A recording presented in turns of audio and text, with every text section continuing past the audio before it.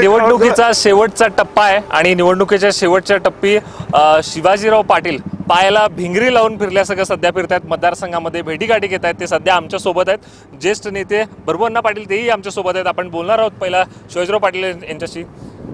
शिवाभाऊ काय सांगाल?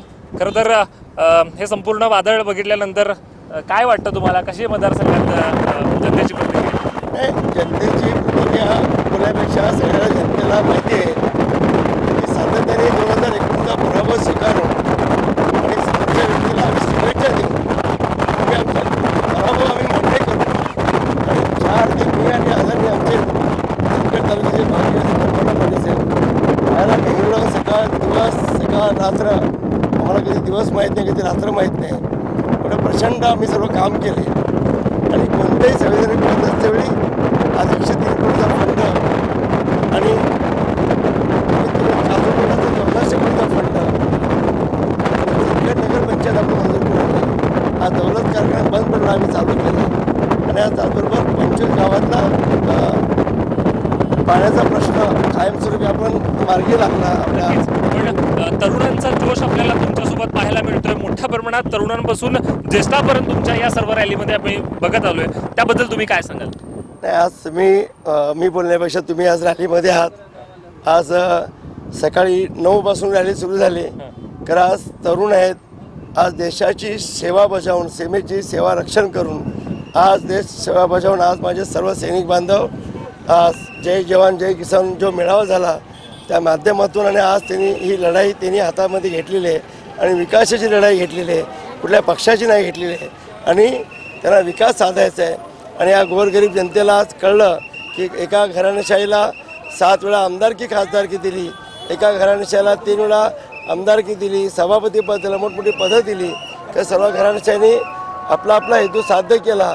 एक आदरणीय आमच्या अण्णा असतील, अण्णांच्या मध्ये अपक्ष लढले आणि आमदार झाले, ही परंपरा आहे आमच्या भागातली। दौरा आता सध्या किती टप्प्यातनं झालेला आहे? किती टप्पा आता सध्या उरलेला आहे? आता दौरा चालू आहेत, अजून दिवसाला 310 गावापैकी कव्हर करायचा प्रयत्न करतो। कारण कमीत कमी मला वाटते सकाळपासून 20 गावाच्या वरती जास्त आपलं झाला, पुढील एक 10-15 गावं होतील। शिवाभाऊ, मला तुम्हाला एक प्रश्न विचारायचा आहे। खरं तर तुमच्या प्रचारामध्ये कार्यकर्ते तर आहेत, पण एका बापासाठी आपल्या दोन्ही मुली रिंगणात आहेत। आम्ही त्यांची मुलाखत पण घेतली। काय सांगाल तुम्ही? कसं वर्णन कराल याचं? नाही, काय झालं, 5 वर्ष मी जेव्हा ज्यावरती माझा पराभव झाल्यानंतर मी खचलो नाही।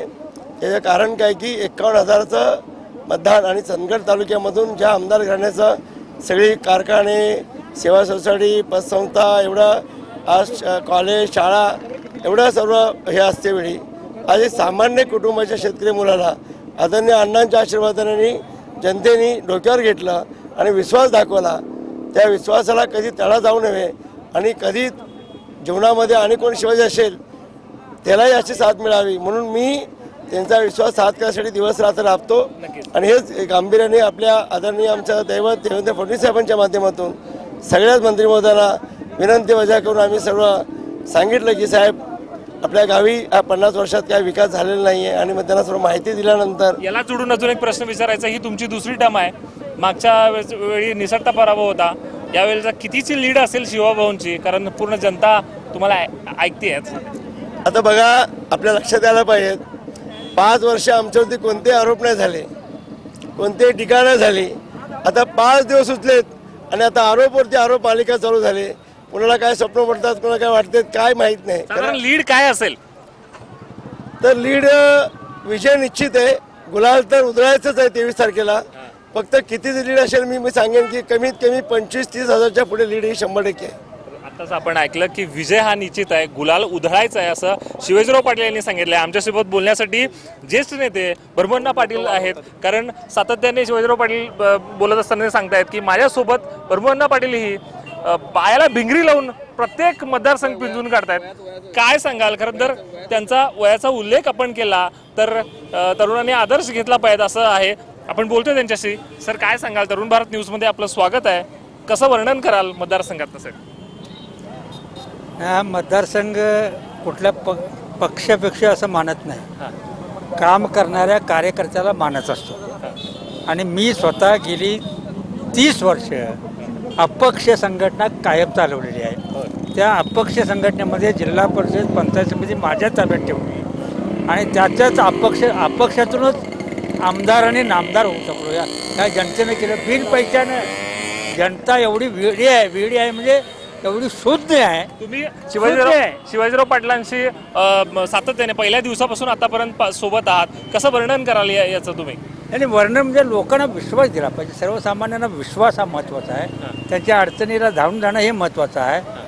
तुम्हाला संपत्ती किती आहे काय आहे ते समाज विचार करत नाही. बरोबर. तुम्ही अडचणीला किती उपयोगी पडता हा त्याच्यात महत्त्वाचा भाग आहे. आणि म्हणून 30 वर्ष 30 वर्ष अपक्ष संघटना चालवली. आणि मी सांगितलं परवासुद्धा पक्ष तिकीट मिळो न मिळो, तिकीट मिळो न मिळो आपण लढायचं आहे. मला हेच जोडून अजून एक प्रश्न विचारायचा आहे. राजकीय खूप मोठा अनुभव आहे. प्रत्येक मतदारसंघ तुम्ही या अगोदर पिंजून काढलाय, त्याबद्दल काय सांगाल? नाही सगळीकडे लोकांनी विश्वास दिलेला आहे. लोक प्रेम करतात आणि त्या प्रेमाचं रूपांतर हे सत्तेत घडवून आणतात. हे नक्की लक्षात. तर त्यांनी सांगितले की भरवण्णा पाटीलने सांगितले की प्रेमाचं रूपांतर सत्तेत उतरवायचं आहे आणि त्याचसाठीच हे शिवाजीराव पाटलांसाठी हे प्रयत्न सुरू आहे. कॅमेरा पर्सन निलेश मोरेसह विजय निंबाळकर, तरुण भारत न्यूज, चंदगड.